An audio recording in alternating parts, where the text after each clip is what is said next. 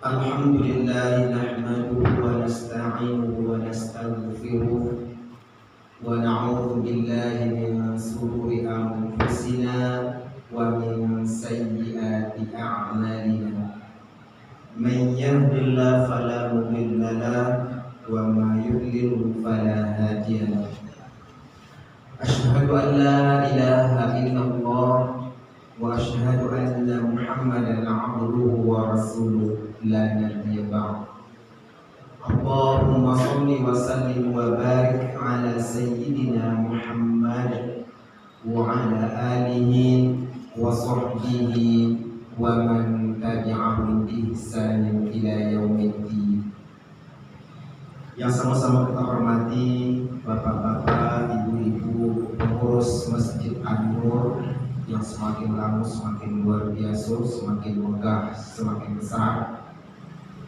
Yang sama-sama kita hormati bapak-bapak, ibu-ibu, saudara-saudari jamaah sholat maghrib dan sholat isya rahimakumullah.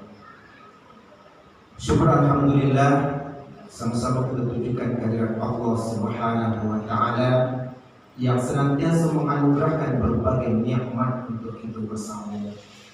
Dan nikmat yang terbesar di antara nikmat yang pernah ada adalah ketika Allah Subhanahu wa taala memberikan hidayah kepada kita. Karena hidayah itu Bapak Ibu tidak diberikan kepada setiap manusia, tapi kepada orang-orang yang dikehendaki oleh Allah Subhanahu wa taala. Persoalannya adalah fa'al lima yurid. Allah berbuat sekehendaknya. Maka itu yang kita syukuri. Salawat dan salam senantiasa tercurah untuk Nabi kita yang mulia, Nabi kita yang agung, Nabi kita Muhammad sallallahu alaihi wasallam. Bapak-bapak, ibu-ibu, saudara-saudari jamaah salat maghrib, salat isya rahimakumullah. Pada kajian kita malam ini, malam yang pertama, diberitahukan kepada bahwa kajian itu malam ini adalah tentang hadis. Nah, jadi kajian itu tentang hadis, dan tentu saja kita membahas tentang hadis yang menjadi acuan, yang menjadi kajian ini. Maka untuk itu Bapak Ibu, sebelum kita masuk kepada hadis yang kita bahas itu, untuk mengulangi pemahaman kita, mungkin barangkali ada yang sudah lupa, atau barangkali dan syukur-syukur masih ada di antara kita yang ingin. Dan kalau sekiranya ada yang barangkali masih ragu atau tidak tahu, maka kita bahas terlebih dahulu tentang hadis itu, baru kita masuk tentang hadis yang akan kita bahas. Untuk itu Bapak Ibu, kita percepat pembahasan tentang hadis itu untuk pengantar memahami tentang hadis. Bahasa hadis itu adalah perkataan, perbuatan, dan ketetapan Rasulullah SAW. Dan ulama hadis mengatakan bahkan diamnya Rasulullah SAW termasuk bagian dari hadis. Apa sebab? Kalau sekiranya menyangkut tentang persoalan fikih, kemaslahatan tentang agama, kalau Rasulullah SAW tidak setuju, tidak sepakat atau bertentangan dengan agama, pasti Rasulullah SAW membantahnya atau meluruskan. Nah, itu menurut sebagian ulama hadis. Nah, jadi hadis adalah perkataan, perbuatan, dan ketetapan Rasulullah SAW. Walaupun kemudian ahli hadis mengatakan bahwa hadis dan sunnah itu berbeda. Sunnah itu adalah perkataan, perbuatan, dan ketetapan Rasulullah yang berkaitan dengan persoalan fikih, itu namanya sunnah. Tapi kalau tidak berkaitan dengan persoalan fikih, itu tidak sunnah, namanya hadis. Nah, ulama berbeda pendapat tentang itu. Kita tidak usah memikirkan sampai ke situ Bapak Ibu. Yang penting kita paham hadis adalah perkataan, perkataan, perbuatan, dan ketetapan Rasulullah SAW. Nah, jadi kemudian bagaimana cara hadis itu untuk sampai kepada itu? Itu kan bingung ini Pak. Ada mengatakan itu hadis itu kan hadis maudhu, itu kan hadisnya hadis uhad, itu kan hadisnya hadis dhaif, itu hasan, itu sahih. Nah, apa persoalan? Bapak Ibu, kita ibaratkan kita mendengar itu dari Rasulullah SAW.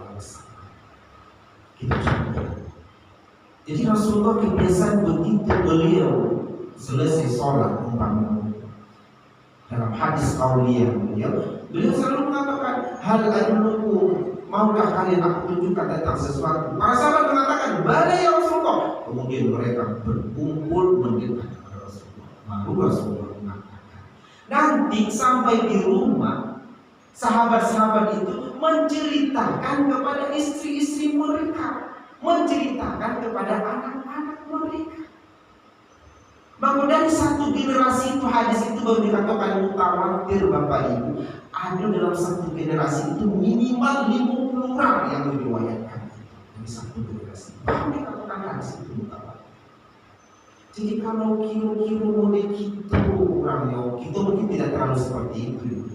Kalau model kebanyakan orang mendengar ceramah masuk telinga kiri, keluar telinga kanan, lalu kemudian ini akan menceritakan anaknya, wallahu. Ini akan menceritakan istrinya sampai di rumah, wallahu. Kalau seperti itu umpamanya sahabat dimasuk dulu seperti itu, wallahu a'lam. Hadis itu tentu sampai begitu ya Pak. Kita kadang-kadang sampai di rumah ceramah Ramadan itu 30 malam itu berapa banyak? Kadang cari itu saya buka istri kita kan. Tapi sahabat beda. Sahabat setiap mendengar perkataan Rasulullah disampaikan kepada anaknya dan disampaikan kepada istri. Sehingga itu yang berlangsung secara turun-temurun. Nah, yang dari itu namanya sanad, tempat penyandaran. Jadi kalau hadis itu dalam kitab hadis semakin tebal hadis itu panjang Bapak Ibu. Ansyanu dari syanu dari syanu kasyanu dari syanu kasyanu dari syanu kasyanu. Dan bagi imam-imam yang seperti ahli hadis seperti Imam Bukhari, Imam Muslim, Imam paling tidak dalam kutubus sifat yang lengkap itu banyak an. Kadang-kadang satu halaman, setengah halaman dari syanu diterima ke syanu, dari syanu diterima ke syanu, dari syanu ke syanu. Nah, baru sampai kepada Imam Muslim, baru sampai kepada Imam Bukhari, dan itu jelas. Cukupkah sampai di situ lalu kemudian hadis dibukukan? Tidak. Dan ulama-ulama hadis Imam Bukhari, Imam Muslim itu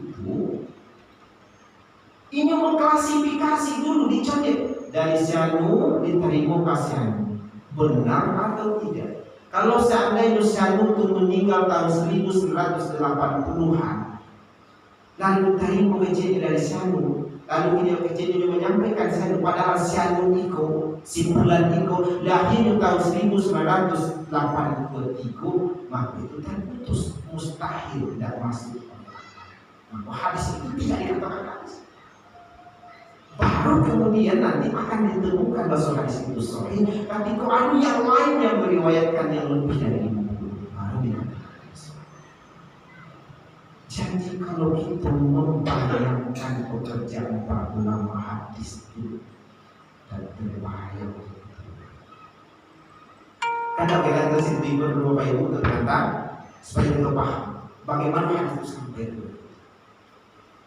Jadi karena itu kemudian Imam Bukhari dan Imam Muslim, para Imam Bukhari mengatakan, saya bertemu dengan 60 orang yang sholat di masjid itu.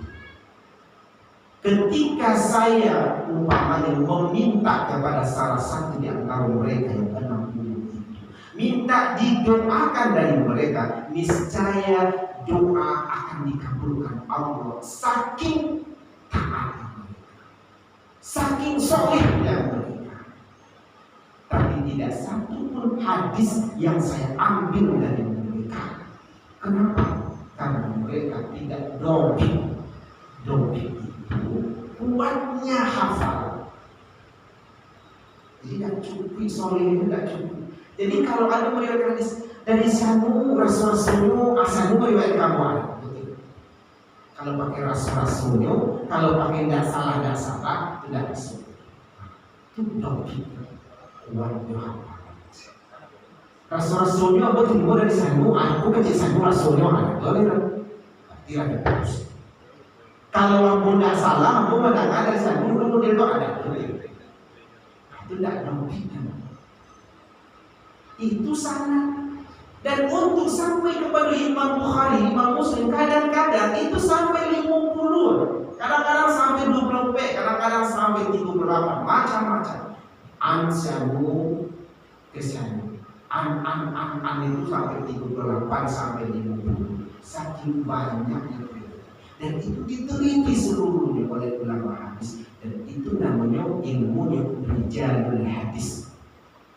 Ilmu tentang penelitian terhadap periwayat hadis. Lesoleh kurangnya. Kalau mau gitu, kau tidak berpiang itu teman-teman, itu tidak masuk. Kalau boleh gitu lah nampak sekali pakai serap pendek, tidak boleh.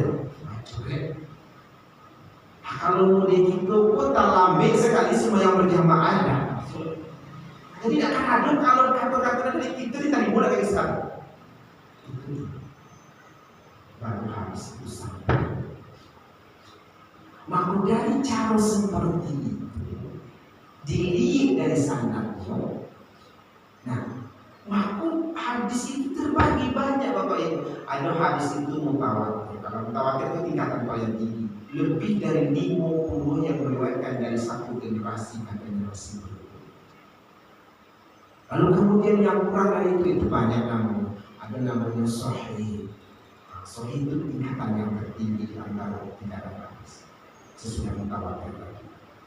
Lalu kemudian di bawah itu apalagi hadis hasan.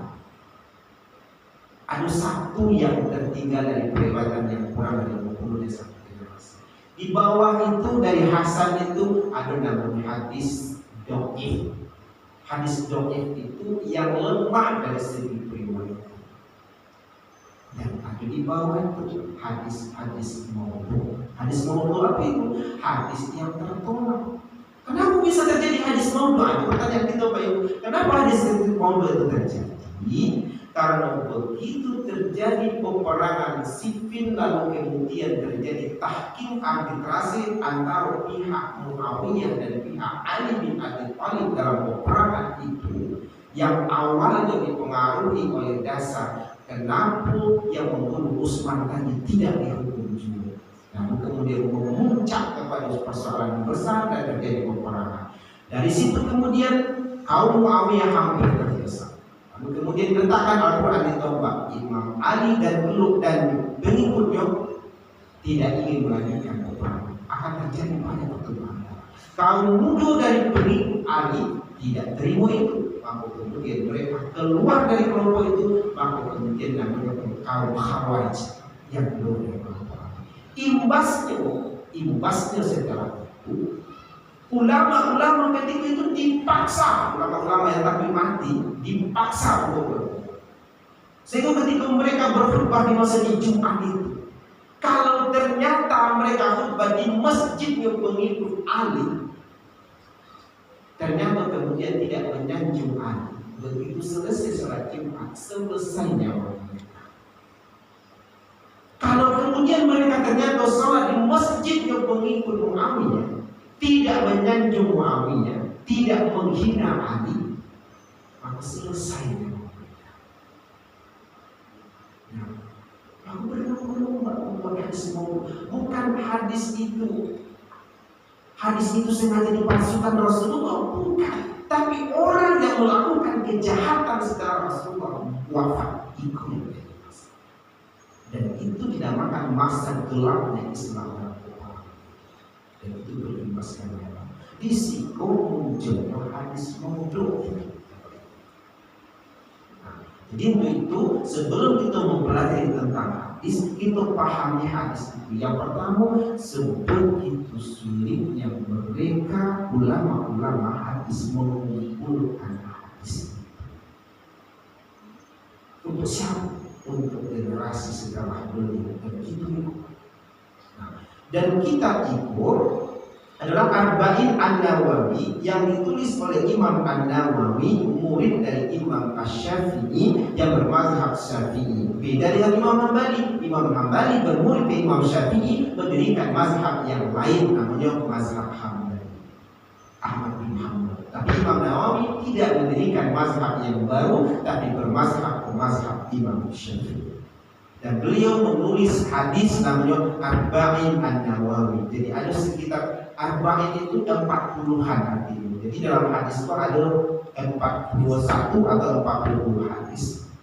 Nah, dan itu dikumpulkan dari hadis-hadis yang sahih, hadis-hadis yang populer, hadis-hadis yang terkenal. Dan itulah insyaallah hadis yang kita bahas.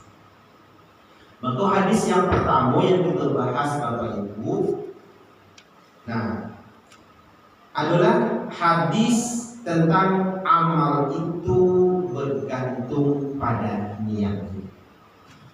Hadis itu sangat populer dan sangat terkenal, apalagi di kalangan ahli fikih atau kalangan fuqaha, karena itu nanti kaitannya sangat besar terhadap amalan-amalan itu. Nah, Bismillahirrahmanirrahim. An Amirul Mu'minina Abi Hafsin Umar bin Al-Khattab radhiyallahu anhu qala. Nah, jadi Abi Hafsin iyono, Amirul Mu'minin iyono, gelar itu adalah gelar Umar bin Khattab. Nah, jadi itu namanya sanad yang kita cerita tadi. Hadis itu bersumber dari Umar bin Khattab. Tapi sesungguhnya hadis dari Umar bin Khattab itu tidak langsung ke Imam Bukhari, tidak langsung ke Imam Muslim, tapi dipersingkat, an-nya dipersingkat. Nah, itu Bapak Ibu. Jadi sumber utamanya yang mendengar langsung dari Rasulullah itu yang dinukilkan dari Umar. Tapi yang mendengar Rasulullah Umar bukan satu-satunya. Nah, periwayatannya dari Umar. Bukan satu-satunya Umar yang mendengar, bukan. Bila itu asbabul khuruj hadis itu ketika Rasulullah SAW akan hijrah dari Mekah ke Madinah. Sebelum momen datang waktu tiba untuk hijrah, banyak sahabat-sahabat yang hijrah. Ambo hijrah bisa Rasul, ambo berhijrah bisa Rasul. Nah, dalam kenyataan banyak alasan setelah itu. Dia bukan hijrah Rasul kami ambo kecuali ambo bukan hijrah Rasul istri muda penimpan itu. Ambo bukan hijrah Rasul rumah ambo asalnya. Nah, banyak alasan. Maka itu namanya asbabul khuruj. Jadi ada hadis itu yang mempunyai asbabul khuruj, sebab keluarnya hadis, dan kalau ayat namanya asbabun nuzul, sebab turunnya ayat. Jadi tidak banyak ayat yang mempunyai asbabun nuzul, tapi tidak seluruh ayat yang mempunyai asbabun nuzul. Termasuk itu hadis. Banyak hadis yang mempunyai asbabul khuruj, tapi tidak seluruh hadis yang mempunyai asbabul khuruj. Sami'tu Rasulullah sallallahu alaihi wasallam yaqul. Aku mendengar, kata Umar, aku mendengar Rasulullah sallallahu alaihi wasallam yaqul itu fi'il mudhari, artinya sedang mengatakan. Ketika Rasulullah sedang mengatakan itu, Umar mendengar. Nah, apa kata Rasulullah sallallahu alaihi wasallam? Innamal a'malu binniyat wa innama likulli imri'in ma nawa. Nah, itu penting untuk kita pahami. Innamal a'malu binniyat, bahwa sesungguhnya setiap amalan, innamal a'malu. Nah, innamal a'malu binniyat, bahwasanya amalan itu tergantung padanya. Nah, wa innama likulli imri'in ma nawa, dan bahwasanya bagi setiap sesuatu tergantung kepada apa yang diniatkan. Itu hadis itu berbelit kesan yang terdengar oleh kita, tapi itu sebetulnya itu memberikan takkid, memberikan penguatan. Dalam istilah ilmu mantik itu namanya kul fakul. Setiap yang modelku terjadi modelku. Itu dalam ilmu mantik, dalam ilmu logika. Dan itu penguatan takkid untuk kita pahami bersama. Dan innama apabila inna huruf takkid lalu kemudian masuk mausul, artinya mengeluarkan yang banyak lalu kemudian meninggalkan yang sedikit. Nah, itu makna. Jadi innamal a'malu binniyat, dan bahwasanya setiap amalan itu tergantung dengan niat. Wa innama likulli imri'in ma nawa, dan bahwasanya tiap-tiap sesuatu tergantung pada apa yang dia niatkan. Supaya kita jangan ragu, supaya tidak ada pertanyaan, maka Rasulullah SAW melanjutkan hadis itu sehingga kemudian kita benar-benar paham tanpa kita harus bertanya kepada yang lain pun, tanpa kita baca surahnya pun, kita sebetulnya bisa memahami. Nah, apa kelanjutannya? Faman kanat hijratuhu ila Allahi wa rasulihi fa hijratuhu ila Allahi wa rasulihi. Wa man kana hijratuhu lidunya yusibuha aw imra'atin yankihuha fa hijratuhu ila ma hajara ilaihi. Dikunci dengan kata-kata fa hijratuhu ila ma hajara ilaihi. Luar biasa disebut Bapak. Faman kanat hijratuhu ila Allah wa rasulihi. Barang siapa yang hijrah karena Allah dan karena Rasulnya, fa hijratuhu ila Allah wa rasulihi, maka ini sungguh hijrah karena Allah dan Rasulnya, maka ini mendapatkan keridhaan dari Allah, mendapatkan keridhaan dari Rasul. Adakah orang yang hijrah dari Mekah ke Madinah karena Allah dan karena Rasulnya? Ada. Siapa contohnya? Abdurrahman bin Auf. Abdurrahman bin Auf itu adalah orang yang sangat kaya raya, termasuk pedagang yang terpandang dan sahabat dekatnya Abu Bakar Siddiq. Ketika Abu Bakar Siddiq masuk Islam tidak beberapa hari kemudian, dalam minggu itu Abu Bakar Siddiq mengajak Abdurrahman bin Auf untuk bersyahadat di hadapan Rasulullah. Ada orang yang diajak oleh Abu Bakar Siddiq, termasuk Abdurrahman. Luar biasa kaya Abdurrahman. Tapi begitu kemudian ada perintah hijrah dari Mekah ke Madinah, maka kemudian Abdurrahman bin Auf hijrah, tidak bawa istri, tidak membawa anak, tidak membawa harta, tidak membawa rumah, dengan pakaian yang ada. Luar biasa, tinggal semua. Istri dan mau baik tinggal, anak dan mau baik tinggal, harta payah mampu di jalan jauh tinggal. Dan begitu sampai di Madinah, dipersaudarakan oleh Rasulullah SAW dengan Sa'ad bin Rabi'. Sa'ad bin Rabi' itu adalah orang yang terkaya di Madinah. Orang terkaya. Begitu kemudian Sa'ad bin Rabi' tadi dibaca oleh Abdurrahman bin Auf, begitu sampai di rumah Sa'ad bin Rabi', apa kata Sa'ad bin Rabi' kepada Abdurrahman bin Auf? Wahai saudara Abdurrahman bin Auf, Ambu adalah orang terkaya di Madinah. Kita bagi dua hartamu, setengah untukmu dan setengah tinggal. Tidak ada hubungan saudara, tidak kenal sebelumnya, tidak ada persahabatan sebelumnya, hanya dipersaudarakan oleh Rasulullah karena ikatan seagama, seiman. Cukup sampai di situ dulu. Wahai saudaraku Abdurrahman bin Auf, aku mempunyai dua orang istri. Engkau pilih mana yang engkau suka, salah satu di antara keduanya, mana yang tidak engkau pilih, tinggal untuk menjadi istri. Itu kajian kandung itu, dan tahu itu di Pak Ibu, dan tahu itu. Adik kandung itu 1000 sama Pak, itu dia nggak tahu itu kalau itu pakai ibu, apalagi istri dan jauh sekali. Tapi karena ikatan saya berani sama orang. diterima oleh Abdurrahman bin Auf? Ternyata tidak. Terima kasih atas kebaikanmu wahai saudaraku, tapi cukup bagiku tunjukkan di mana pasar Yasrib.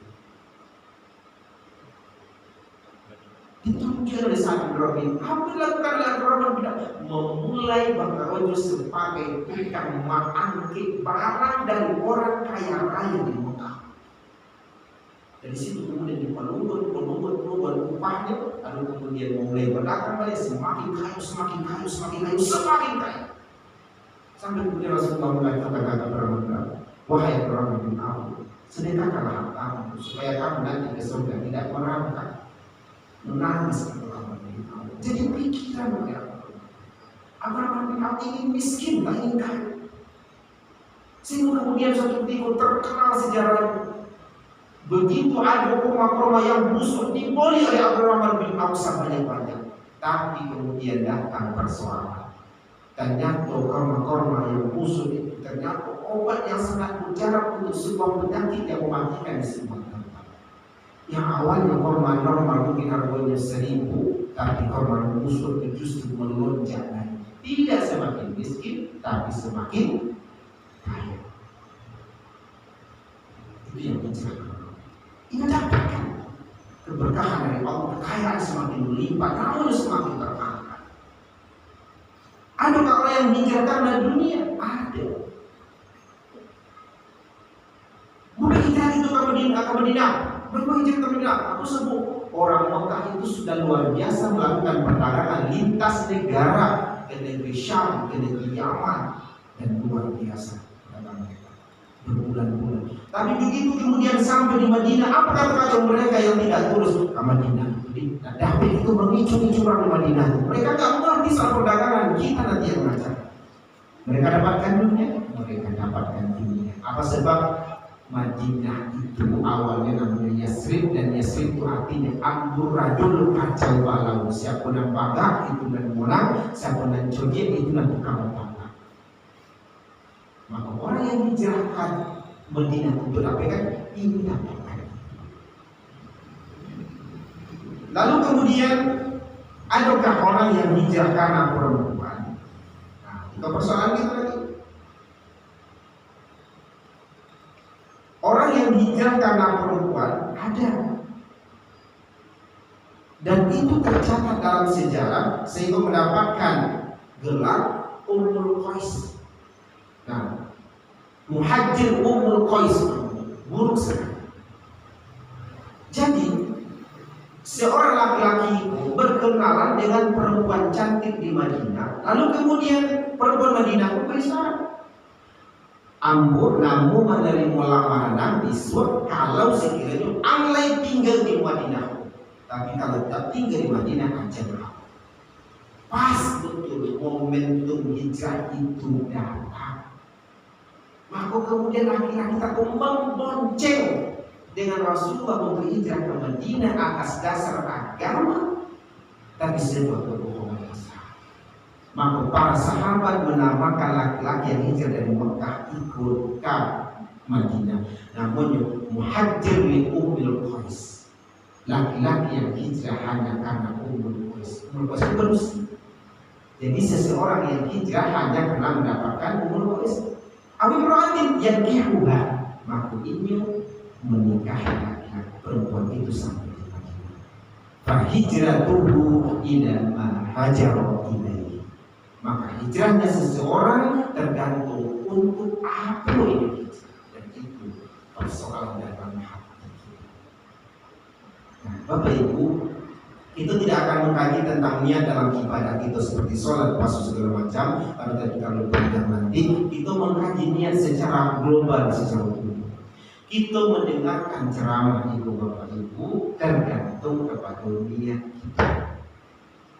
Kalau desokan maka ustaz kan ceramah akan kalau itu nanti dapat sokan dari ustaz itu, dapat pahala tidak. Itu kalau niat kita sama.